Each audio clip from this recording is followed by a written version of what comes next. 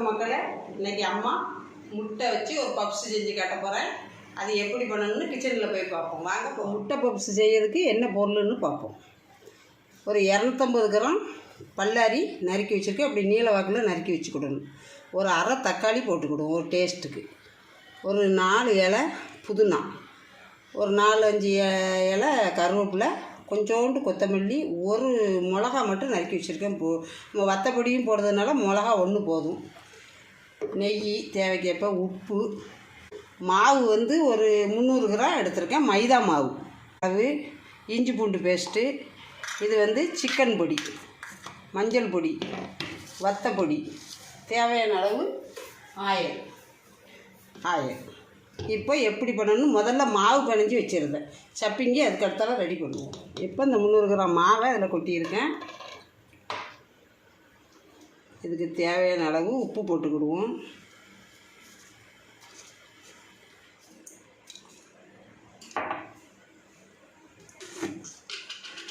ஒரு டீஸ்பூன் நெய் போட்டுக்கிடுவோம்.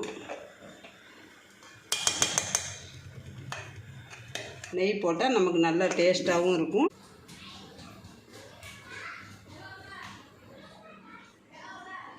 ஒரு டீஸ்பூன் ஆயில் ஊற்றிக்கிடுவேன்.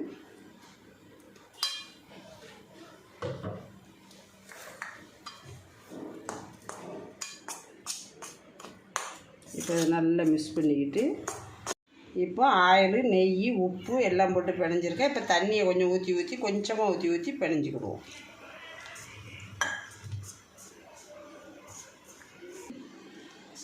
இப்போ மாவு ரெடி ஆகிட்டு இது ஊறிக்கிட்டு இருக்கட்டும். சப்பிங்கி ரெடி பண்ணிட்டு வந்துடுங்க. இப்போ அடுப்பு பற்ற வச்சுட்டேன். சட்டியை காய போட்டிருக்கேன். இப்போ ஆயில் ஊற்றுதேன்.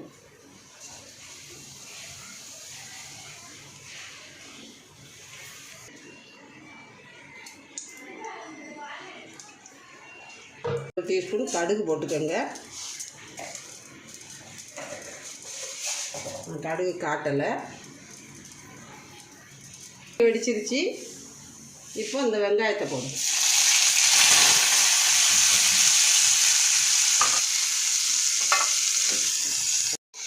இப்போ வெங்காயம், மிளகா 1 நறுக்கி போட்டது வதங்கிக்கிட்டு இருக்குது. மிளகா வெங்காயம் வதங்குது. இப்போ இந்த தக்காளி, அரை தக்காளியை அது கூட போட்டுருவோம்.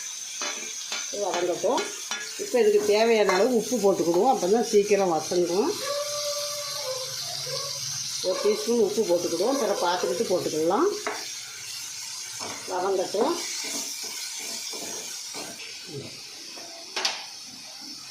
இப்போ வெங்காயம், தக்காளி, பச்சை மிளகாய் எல்லாம் வதங்கிட்டுருக்கு. ஒரு அரை டீஸ்பூன் மஞ்சத்தூள் போட்டுக்கிடுவோம்.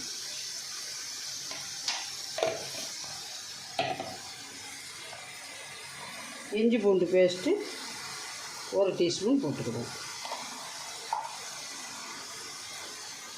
இந்த நேரத்தில் இந்த 4 கருவேப்பிலையும் இதில் போட்டுக்கிடுவோம். எல்லாம் வதங்கட்டும்.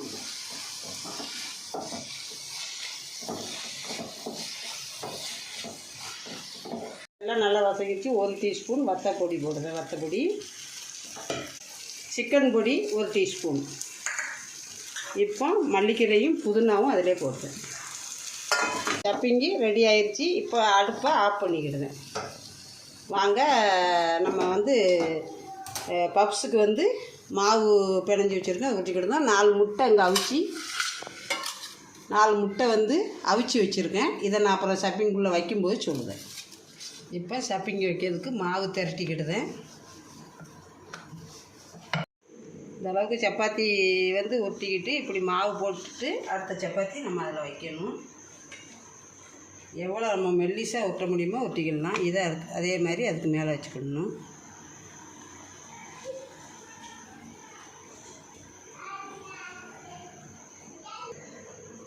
இப்போ இன்னொரு சப்பாத்தி வச்சு இதுக்கு மேலே இப்படி மாவு போட்டுக்கணும். மாவு போட்டு இப்படி தேய்ச்சி விட்டுக்கோங்க.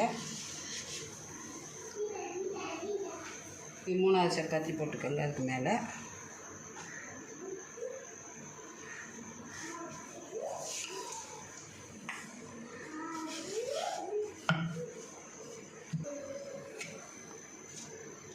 இந்த அளவுக்கு சுத்த பூரா நம்ம இப்படி கட் பண்ணி எடுத்துக்கிடுவோம்.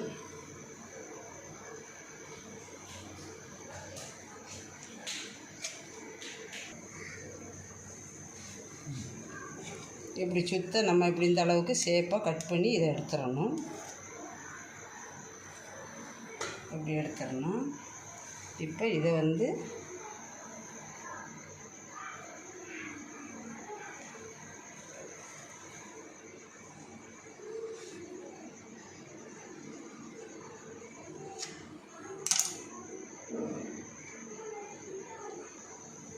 இப்படி இதை எடுத்துக்கிடணும். இப்படி எடுத்து இப்படி ஒரு தட்டில் வச்சுக்கிடுவோம். 4 பீஸாக நம்ம எடுத்துக்கிடணும். இதை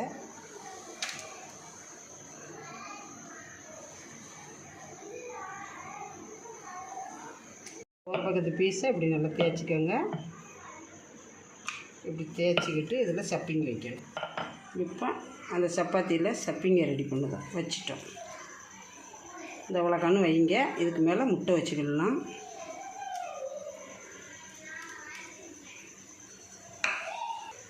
கட் பண்ணிக்கோங்க. 3 முட்டை வந்தால் வச்சா ரொம்ப உப்பிக்கிட்டு நிற்கும். அதனால் இப்படி கட் பண்ணிக்கிடுவோம்.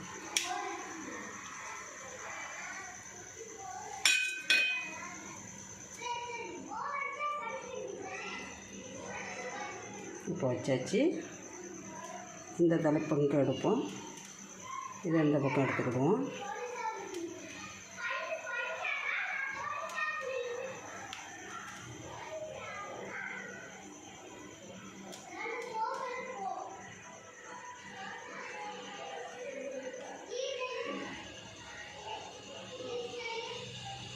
கடாய் வச்சு ஆயில் ஊற்றிருக்கேன். சூடாகட்டும். போட்டு எடுப்போம் பப்ஸை. இப்போ ஆயில் சூடாயிருச்சு. இதில் போடுங்க.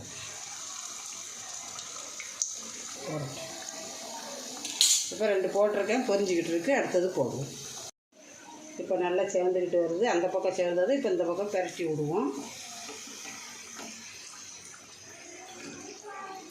இப்படி நல்லா சேர்ந்து வரணும். முட்டை பப்ஸு ரெடி. அருமையாக இருக்கும். சாப்பிட்டு பாருங்கள். எப்படி இருக்குன்னு சொல்லுங்கள். முட்டை பப்ஸு ரெடி பண்ணி காட்டிட்டேன் அம்மா. எப்படி இருக்குன்னு செஞ்சு சாப்பிட்டு பார்த்துட்டு சொல்லுங்கள். பிடிச்சிருந்தா லைக் பண்ணுங்கள், ஷேர் பண்ணுங்கள். அம்மா சேனலை சப்ஸ்கிரைப் பண்ணுங்கள். மீண்டும் ஒரு நல்ல ரெசிபியோடு சந்திக்கிறேன். நன்றி, வணக்கம்.